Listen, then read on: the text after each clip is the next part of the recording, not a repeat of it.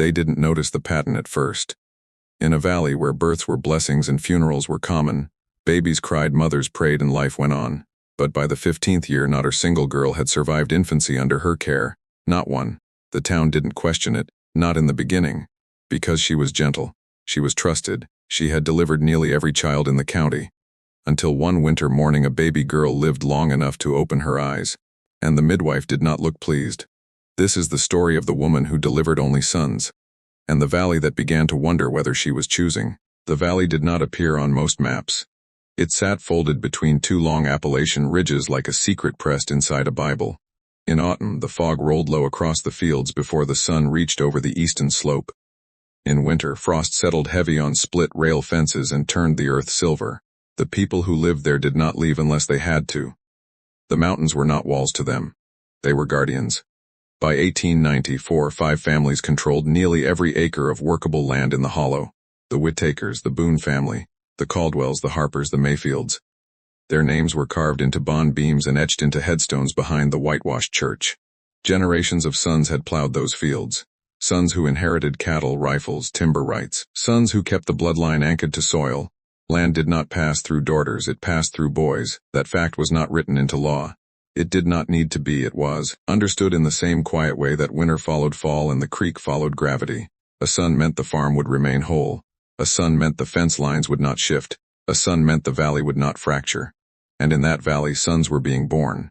Almost exclusively. No one noticed the pattern at first. Why would they? Children were born at home. There was no hospital within 40 miles. Birth was not spectacle. It was labor and prayer and boiling water on iron stoves. It was husbands pacing on wooden porches. It was mothers gripping sheets and whispering psalms, and always it was her, Margaret Hale, the midwife.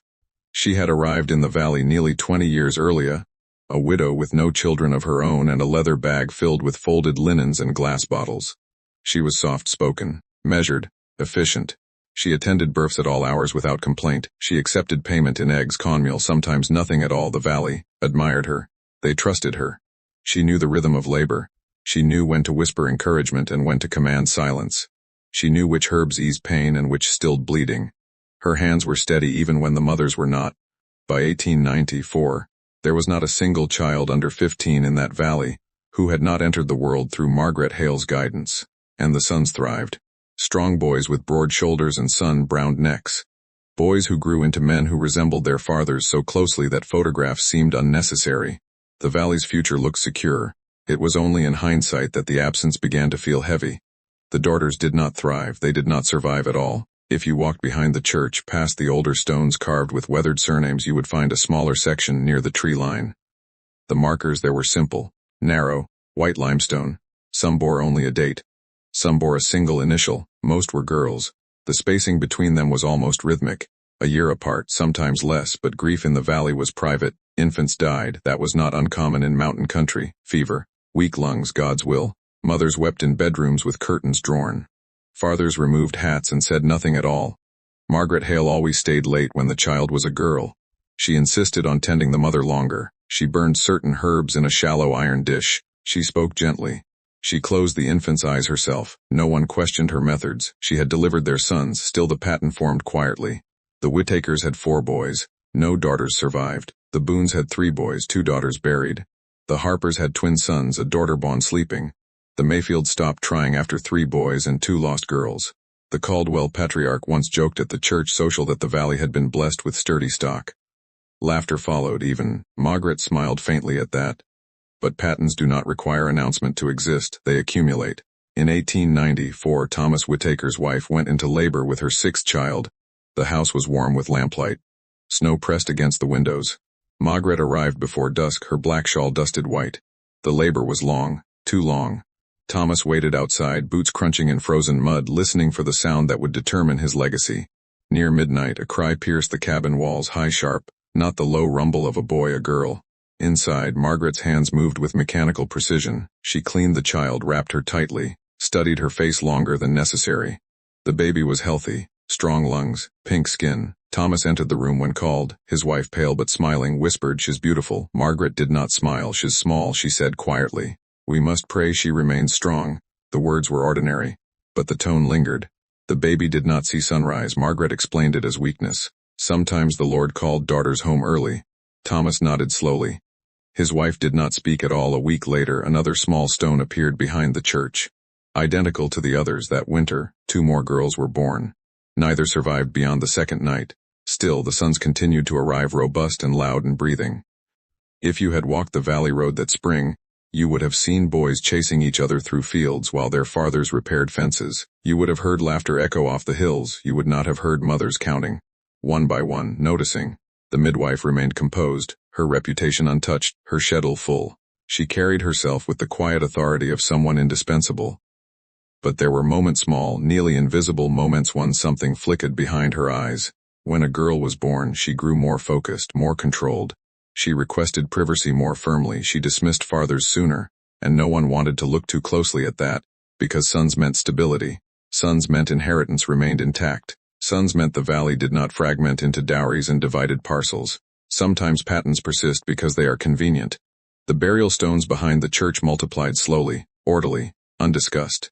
And in the spring of 1894, as the creek swelled with snowmelt and the hills turned green again, a quiet question began forming in the mind of one young school teacher newly arrived from Knoxville.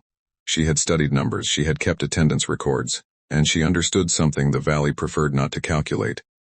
In 15 years, not one daughter had lived past her first week, not one. Coincidence could explain one, perhaps two. But 15 years, the question did not yet have words, it did not yet have accusation, only weight. And weight in a valley that had learned to bury daughters quietly was dangerous. Because once a pattern is seen, it cannot be unseen. And once a question is asked, someone must answer whether this was God's will, or someone's design. The arithmetic no one wanted. Where suspicion begins to breathe. The school teacher's name was Alina Finch. She had arrived in the valley the previous autumn with 2 trunks, a stack of primers, and a quiet confidence that unsettled some of the older men. She was not from the mountains. Her vowels were rounder, her posture straighter. She carried herself like someone who expected to be listened to.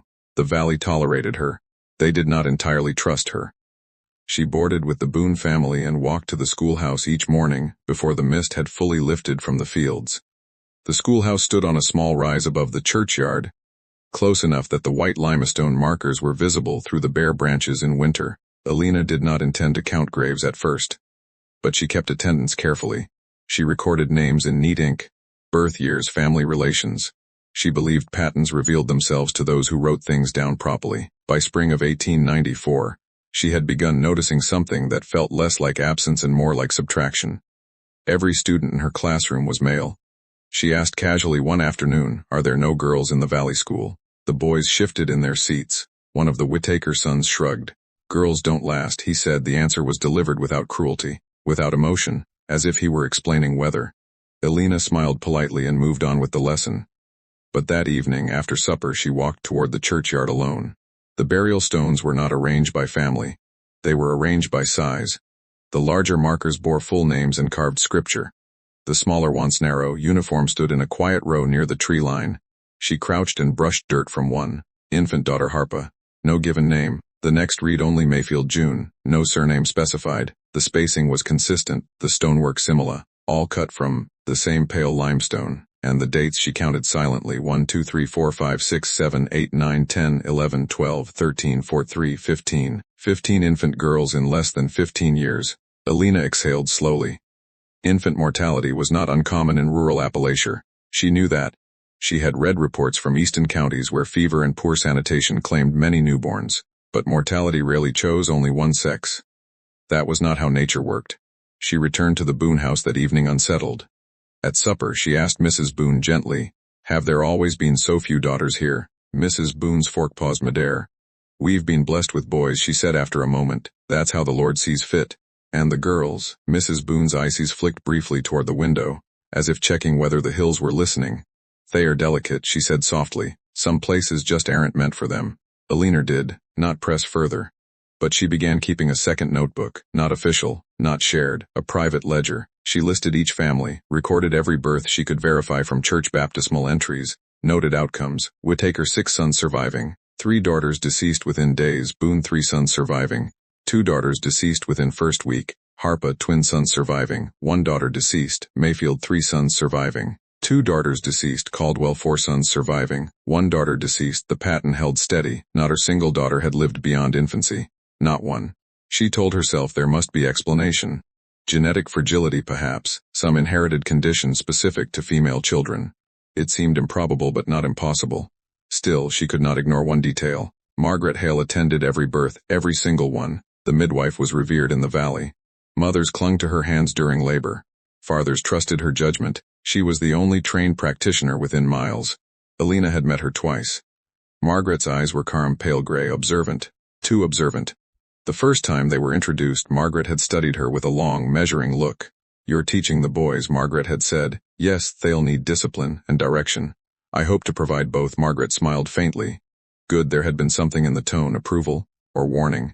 A week after Alina began her private ledger, another birth was announced, the Caldwell family. Snow still clung to the northern slope when the labor began. Alina heard about it from the Boone boys at breakfast. "She's been screaming all night," one said casually. "Margaret's there," another replied. "It'll be fine." Alina waited for news. By afternoon, the church bell tolled once, a short toll, not for a man, not for a grown woman, for a child. She walked to the churchyard before anyone else arrived. The stone had not yet been placed, but the fresh soil was unmistakable. A daughter again. She stood there longer than necessary, her mind refusing to align the arithmetic. When Margaret passed by on the path, her boots left no hesitation in the dirt. "You shouldn't linger here," Margaret said calmly. "I was paying my respects." "They don't need respect," Margaret replied softly. "They need rest." Alina turned. "Have you ever wondered," she asked carefully, "why only the girls struggle?" Margaret's expression did not change. "The Lord shapes valleys differently," she said. "Some are meant to produce timber. Some are meant to produce sons." "That sounds less like theology," Alina said quietly, "and more like intention." Margaret's gray eyes sharpened. "Be careful with words," she replied. "In places like this, words travel faster than wind," and she walked away. That night, Alina lay awake listening to the quiet valley air. She thought about inheritance laws, property divisions, dowries, land fragmentation. She thought about the Whitakers and Boones and Harpers who depended on sons to keep acreage consolidated. If daughters survived, land would pass through marriage, through husbands, through outsiders. The valley would fracture. Was it possible? She stopped herself. It was an unthinkable accusation. But Pattons did not care whether they were comfortable. They existed regardless.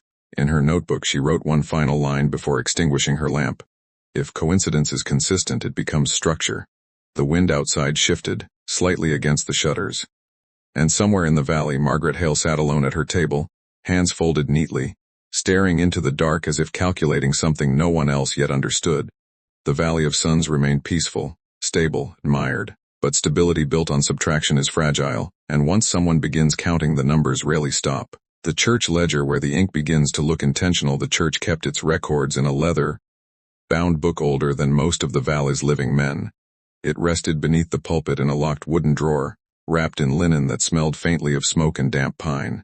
Every baptism, every marriage, every burial was recorded there in careful script. It was not simply a record of faith. It was the valley's memory, and memories, when written in ink, resist denial. Alina Finch did not ask for permission immediately. She waited. She watched. She listened during Sunday services as mothers adjusted stiff collars on their sons. As fathers stood taller when the preacher mentioned future strength of the valley. As Margaret Hale sat 3 rows from the front, hands folded identically every week, face serene. The serenity began to feel practiced. It was after the Caldwell burial that Alina approached Reverend Thomas Lyle. He was not an imposing man, thin, soft-spoken.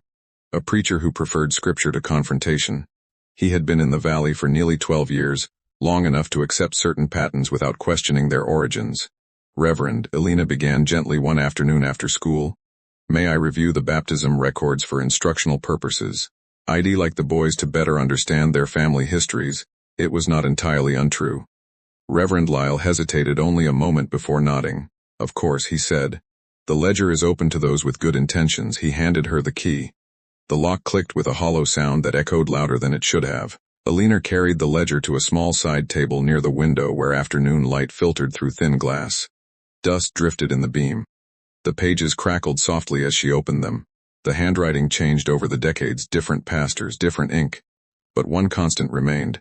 Margaret Hale's name appeared beside nearly every birth entry, delivered by M. Hale, page after page, year after year. Elena turned back to 1880, then 81, then 82. The pattern emerged almost immediately. Whittaker son, Whittaker son, Whittaker daughter stillborn, Boone son, Boone daughter deceased within 1 day, Harpa son, Harper daughter deceased, Mayfield son, Mayfield daughter stillborn. The entries were consistent, too consistent.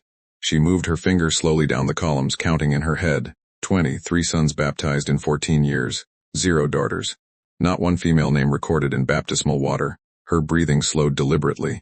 She checked the burial pages next. The infant girls were recorded there, but something was different. The ink. The entries for deceased daughters were written slightly darker, slightly heavier in pressure, as if the pen had lingered. She leaned closer. On 3 occasions, the word stillborn appeared scratched out faintly, replaced with did not survive. Why change that phrasing? Stillborn implied no breath. Did not survive implied something else. Something brief. Something possible. She turned the pages again. There were no recorded baptisms for girls because none had been baptized. But baptism required breath. Breath required survival. Which meant her thoughts stopped at the edge of something dangerous.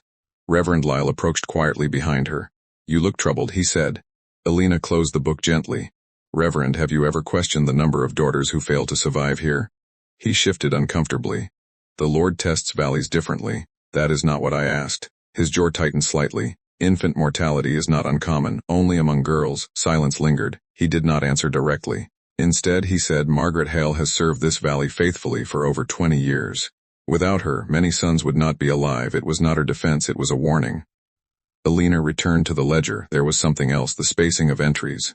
On 3 occasions a birth had been recorded, but the burial entry for a daughter appeared on a later page out of chronological order. She compared dates carefully. The Harper daughter buried in November was recorded after a December entry. The Caldwell daughter was inserted between 2 March entries. It suggested afterthought, or adjustment. She turned to the back pages where ink was fresher. And there on the most recent burial entry she noticed something else.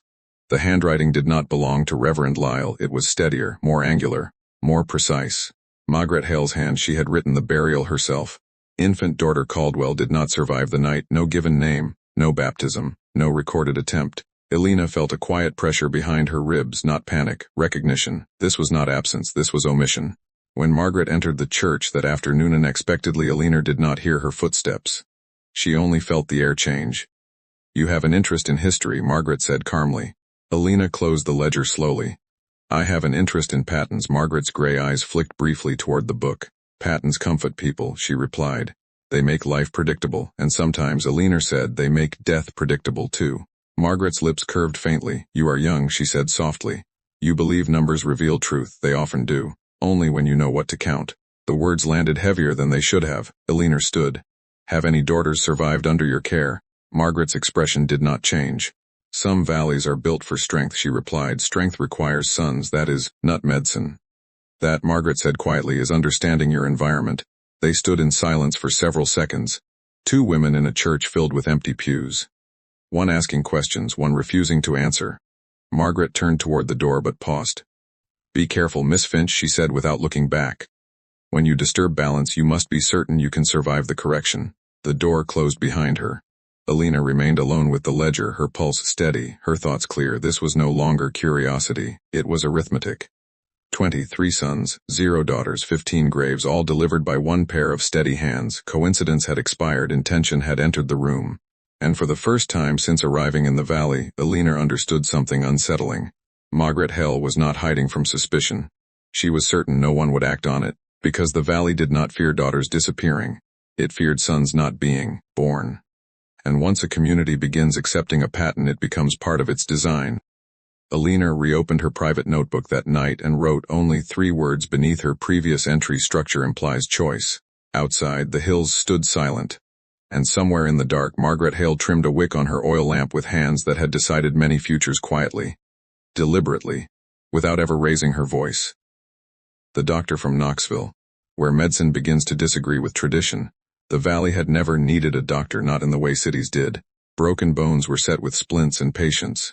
Fevers were sweated out under quilts. Births belonged to Margaret Hale, and death when it came was accepted as weather. But in the spring of 1895 something shifted. It began with a letter. Reverend Lyle wrote it reluctantly. The ink hesitated. The phrasing was careful. He did not accuse, he did not imply wrongdoing. He simply requested temporary medical assistance due to an unusual pattern of infant mortality requiring professional evaluation. He sent it to Knoxville. 2 weeks later, Dr. Nathaniel Pierce arrived by carriage. He was younger than expected, early 30s, clean shaven, spectacles balanced precisely on his nose. He carried leather cases filled with instruments that gleamed too brightly for the valley's comfort. The townspeople watched him with suspicion. Men who distrusted outsiders disliked physicians most of all. Doctors asked questions. Questions disturbed routine. Margaret Hale met him at the church steps. Her face was composed. "Doctor," she said calmly, "you've come a long way." "I have," he replied. "And I understand you've delivered nearly every child here. For 21 years, that's remarkable." "It is necessary." He held her gaze slightly longer than politeness required. "Necessary," he repeated. The first birth under his observation came sooner than expected. The Mayfield family. Snowmelt still trickled down the slopes when the labor began. Word reached Dr. Pierce at dawn. He gathered his instruments quickly. Margaret was already inside the Mayfield cabin when he arrived. The air smelled of iron and pine smoke. Mrs. Mayfield labored in the back room, her cries muffled by clenched teeth. Her husband paced the porch, hat in hand. Margaret glanced briefly at the doctor. "You may observe," she said evenly. "But I do not need assistance." Ill-determined that, he replied quietly. The hours stretched. The labor was difficult but not unusual. When the infant finally emerged, the room fell into a fragile stillness. Margaret took the child first. She always did. Dr. Pierce leaned closer. "What is it?" he asked. Margaret did not answer immediately. The baby made a sound, not her full cry, but breath. Clear, audible. "It's a girl," Margaret said flatly. The room tightened. Mrs. Mayfield tried to lift her head. "Let me see." Margaret wrapped the infant swiftly. "She is weak," she said, "very weak." Dr. Pierce stepped forward. "Allow me." Their hands touched briefly as he reached. The child's skin was pale but warm. He placed 2 fingers gently at the tiny throat, pulse, faint, but present. "She is breathing," he said calmly. Margaret's jaw tightened slightly. For now, he moved to prepare his instruments. Boil water, more blankets, keep her warm, she needs a stimulation. Margaret watched him carefully. "You interfere," she said quietly. "I treat." The next hour felt suspended. The baby's breathing wavered but did not stop. Dr. Pierce adjusted her position, cleared her airway gently, and wrapped her securely against her mother's chest. By dusk, she still lived. The church bell did not toll. The valley noticed. Word traveled faster than wind. A girl survived. The phrase moved through fields and bonds like something fragile and dangerous. Margaret did not return home immediately. She walked alone past the churchyard, past the identical stones, her expression unreadable. That evening, Dr. Pierce sat across from Reverend Lyle in the small parsonage. "I heard the infant breathe," he said plainly. And I suspect I have heard others breathe as well." The Reverend swallowed. "You must be cautious with accusations." "I am not accusing," the doctor replied. "I am observing. Margaret Hale has preserved many lives here and perhaps selected others." The Reverend looked away. "You are suggesting." "I am suggesting, Dr. Pierce said carefully, "that some infants may not have been given the full opportunity to survive." Silence filled the room. The next morning, Alina Finch stood outside the schoolhouse watching boys arrive in clusters of laughter. She saw Dr. Pierce approaching. "You were there," she said quietly. "Yes, and she lives." Alina exhaled slowly. "Then the pattern is broken." For now, he studied her face. "You've been counting." She did not deny it. Patterns are difficult to ignore. They are also difficult to prove. Not if someone observes closely enough. Dr. Pierce nodded once. "I will attend every birth from this point forward." Margaret Hale did not argue publicly, but something changed in her demeanor. She visited fewer homes without invitation. She sat further back in church. Her eyes followed the doctor frequently, watching, measuring. The second birth under his supervision came 3 weeks later. Another girl, again weak, again breathing, again surviving. The valley shifted. Men whispered on porches, some uneasy, some displeased. "Daughters complicate things," one pharma muttered. "Land splits," another replied quietly. Margaret stood nearby, silent. That night, she visited Alina unexpectedly. The knock was soft but deliberate. "You are influencing this," Margaret said evenly. "I am observing," Alina replied. "You have introduced doubt." "I have introduced numbers." Margaret stepped closer. "You believe survival is always mercy, isn't it?" "Not in every place." The statement lingered like frost. "What do you mean?" Alina asked. Margaret's gray eyes seemed colder than the air. "This valley survives because it is structured. Sons inherit, land remains consolidated. Families endure, and daughters marry outward," she said. "They divide stability." "You are describing property," Alina whispered. "I am describing preservation." There it was, not confession, not denial, philosophy. Margaret did not see herself as a killer, she saw herself as a curator of lineage, of structure, of survival defined narrowly. You played God, Alina said quietly. Margaret's expression did not flicker. No, she replied, I understood what God had already arranged. The wind outside pressed briefly against the shutters. For the first time, fear entered Alina's chest, not of violence, but of conviction. Margaret believed what she had done was necessary, which made her far more dangerous than someone who acted from anger. This was arithmetic to her. Balance sheets of inheritance, sons equal stability, daughters equal disruption. The doctor's arrival had not merely introduced oversight. It had interrupted a design 21 years in the making. And as two infant girls slept safely in their mother's arms that night, the valley felt something unfamiliar. Possibility, and Margaret Hale, for the first time in decades, felt something else. Loss of control.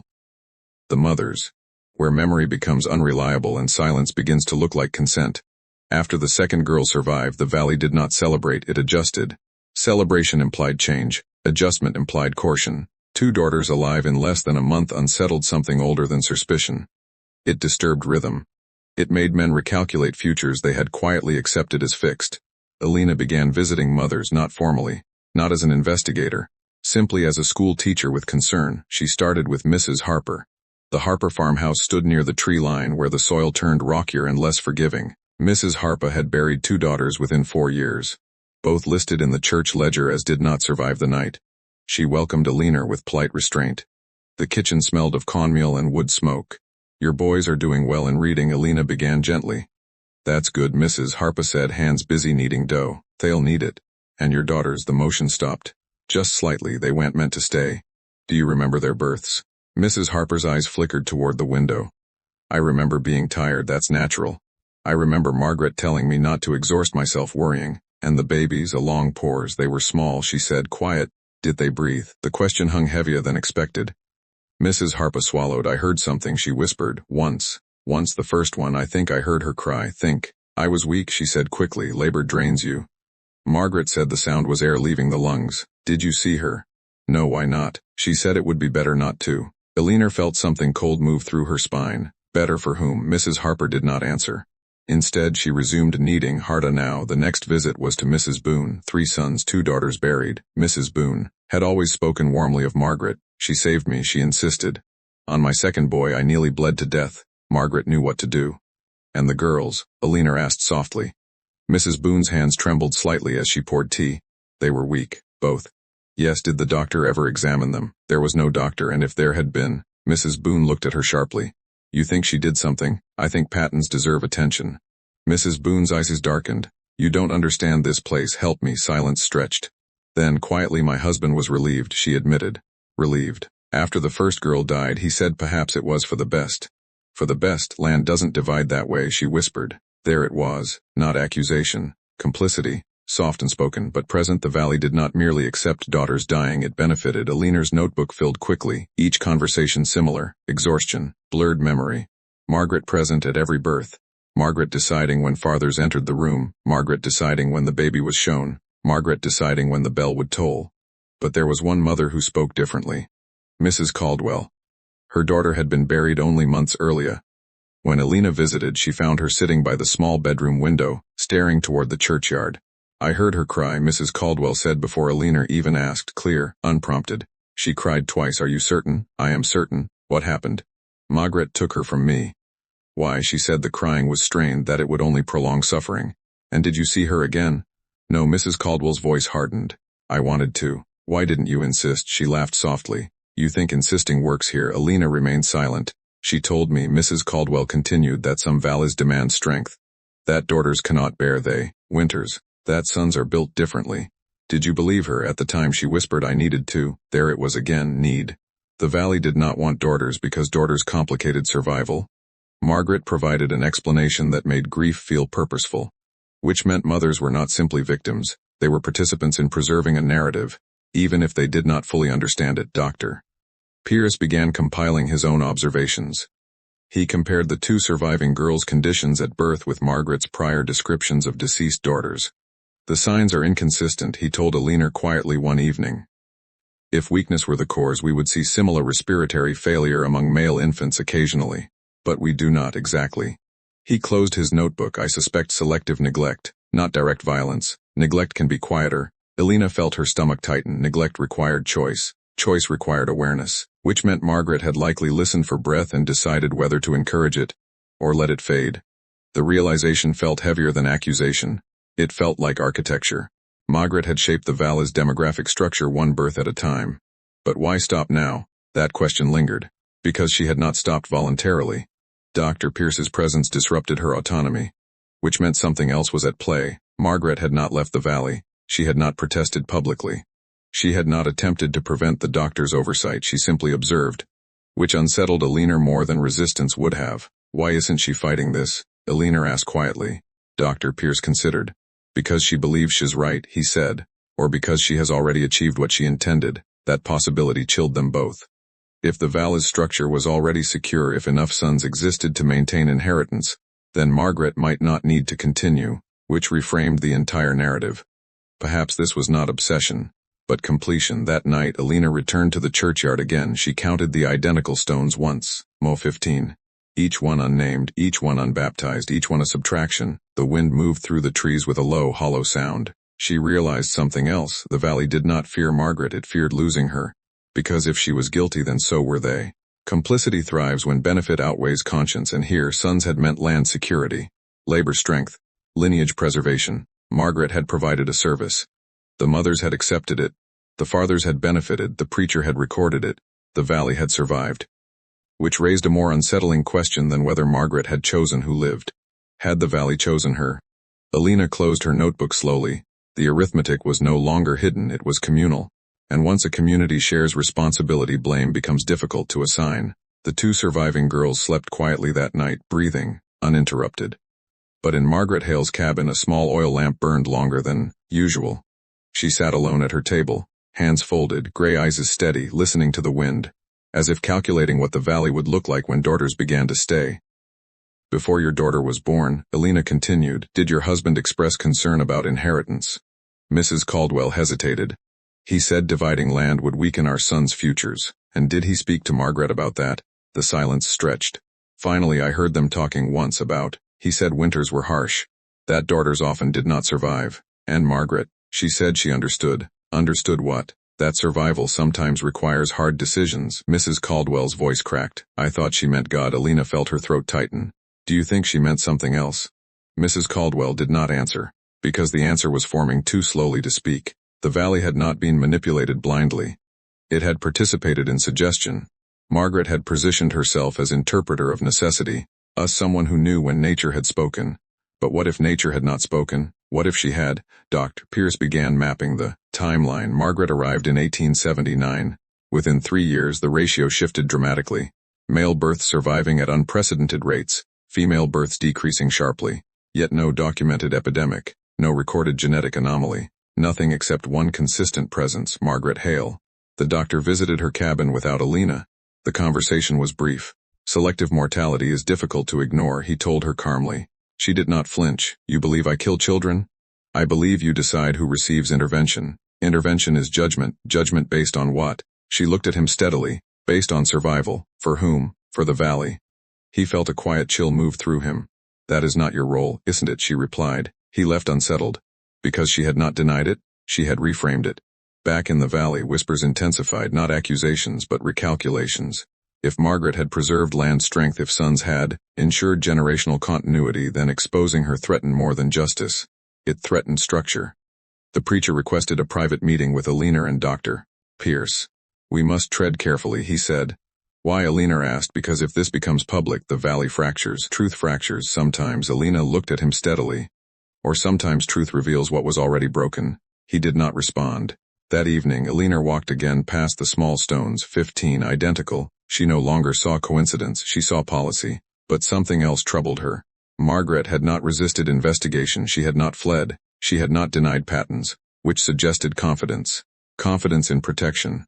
Protection from whom? The fathers, the landowners, the ones who benefited most. Elena realized something slowly. Margaret may not have been operating alone, not physically, but ideologically. She carried out decisions the valley desired but did not want to make openly. Which meant removing her would not erase the mindset. It would only remove the instrument. That night, a new document arrived at the courthouse. A quiet filing. Margaret Hale listed as beneficiary in the Boone estate. A modest parcel of land transferred after the recent son's birth. Compensation. Not large, but permanent. Dr. Pierce stared at the paper. This is motive, he said. Yes, Alina agreed softly, but not the whole one. Because the money was small compared to the power. Margaret had shaped lineage, that influence outweighed acreage. The arithmetic was no longer subtle, it was layered, economic, psychological, communal. And if Alina was correct, Margaret was not the valley's anomaly. She was its mirror. The wind moved colder through the hills that night.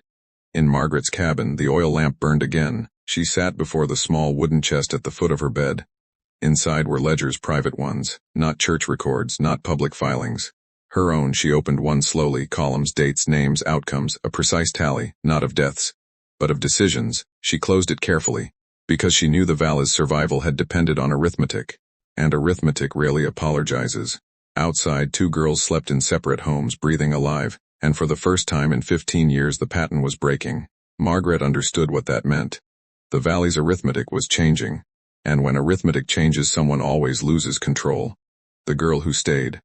Where control fractures, and the valley must decide whether truth is worth the cost.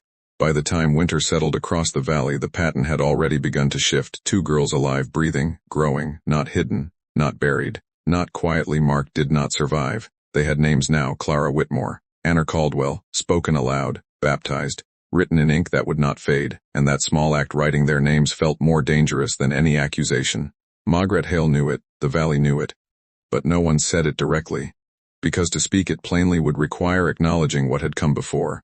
The first public fracture arrived at church. The Whitmore baby was to be baptized. Clara was nearly 3 months old now, small but undeniably strong. Dr. Pierce stood at the back of the chapel. Alina sat beside Mrs. Whitmore. Margaret Hale sat 2 rows behind them, hands folded, expression unreadable. The preacher's voice trembled slightly as he read the rite. When he lifted the infant toward the congregation, the moment felt weighted. Clara let out a sudden cry, sharp, alive.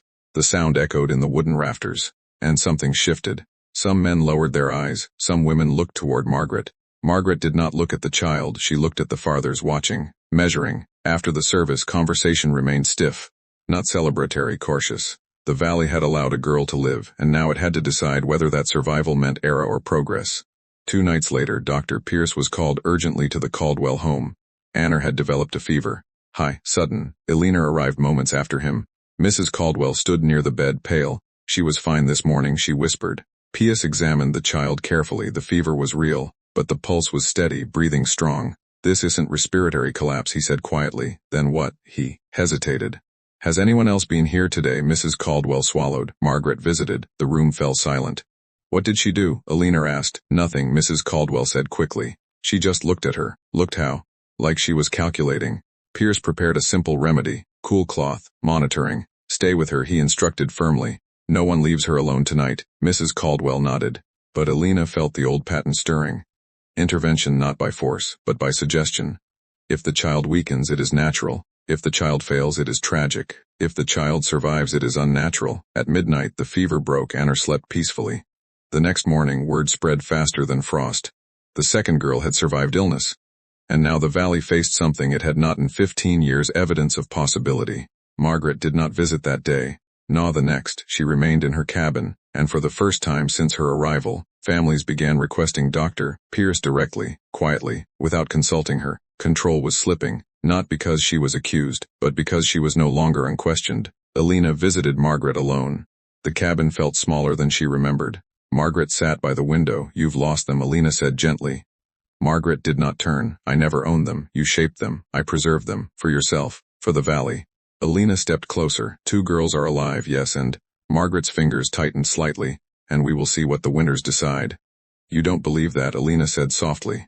Margaret finally turned. Her gray eyes were not angry. They were tired. You think this place survives on mercy? She asked. It survives on people. It survives on sons, Margaret corrected. Why? Because land fragments destroy families. And daughters marry away. So you chose. Margaret's silence was the first true admission. Not spoken, but present. You listened for breath, Alina continued quietly, and decided whether to encourage it. Margaret did not deny it. You call that murder, she said. I call it arithmetic. The word hung between them. Arithmetic. Clean, detached.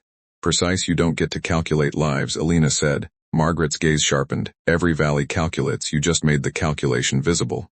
The two women stared at one another, not enemies, but opposites. One believed survival justified intervention. The other believed survival required integrity. You cannot prove anything, Margaret said calmly. Alina knew she was right. There were no witnesses, no confession, only Patton, and Patton is powerful but rarely prosecutable. The community meeting came weeks later, organized not as accusation but as discussion. The preacher spoke first. The pattern has broken, he said carefully. Perhaps that is God's will. Several fathers shifted uncomfortably. Dr. Pierce presented no formal charge, only data, birth survival ratios, medical inconsistencies, inheritance alignment. He never used the word murder. He did not need to. Margaret stood when asked to respond. I have served this valley faithfully, she said, and preserved its strength. Silence followed. Mrs. Caldwell rose slowly. My daughter lives, she said, and she is strong. A murmur moved through the room. Mrs. Harpa stood next. I heard mine cry. The tension thickened. Not outrage. Recognition. Margaret looked around the chapel. For the first time she seemed uncertain, not because she feared punishment, but because she felt the arithmetic changing. Fathers began speaking cautiously. Land can adjust, times are shifting, we have sons enough. It was not condemnation, it was evolution. Margaret understood. The valley no longer required her calculation, and without necessity her authority evaporated. She left the valley quietly in early spring. No trial, no arrest, no formal acknowledgement, just absence. Years later, daughters would grow in that valley without incident. Land divided differently. Some farms struggled, some thrived, but no more identical stones appeared in the churchyard. The 15 remained, unmarked, unnamed, a silent column of subtraction. Alina visited them one final time before leaving for Knoxville. She counted slowly, not as accusation, but as remembrance. 15 girls, breaths listened for, decisions made, arithmetic performed. And though Margaret Hale had never confessed, the pattern itself had spoken. Because sometimes control does not end with exposure. It ends when it is no longer needed. The valley had once believed sons ensured survival. Now it faced something more difficult, survival without certainty. And somewhere beyond the hills, Margaret Hale began again. Not as a monster, not as a savior, but as a woman who had believed that she understood the cost of winter better than anyone else. And that belief had shaped 15 lives. Forever. For 15 years no one counted the daughters, not in public, not in church, not in the fields. They were recorded as weak, as still, as not meant to remain, and the valley accepted it. Because sons meant land stayed whole, sons meant labor, sons meant legacy. But arithmetic only works when no one checks the numbers. 2 girls survived, and suddenly the pattern cracked. Not because there was proof, not because there was a confession, but because possibility changed belief. Margaret Hale was never tried, never formally accused, never punished. She simply left, and the birth changed. No more identical stones, no more silent midnights, no more did not survive the night. Just daughters, breathing, growing, living. And that is the most unsettling part of this file, because if her departure altered the numbers, then the numbers were never random. They were chosen. And here is the question that lingers in this valley long after she is gone. Was she a monster? Or was she the embodiment of a community's quiet preference? Because arithmetic does not act alone. It reflects the values of those who rely on it. And in 1894, in a valley that feared division more than death, someone decided daughters were expendable. The ledger was never written in ink. It was written in breath, and breath is easy to erase. This has been another file from Black Ledger Files, where patents speak, where silence has structure, and where the most dangerous decisions are the ones made gently. If this valley could rationalize 15 graves, what else has history rationalized? Open the next file. Because the next ledger is even colder, and this time the numbers were carved into wood.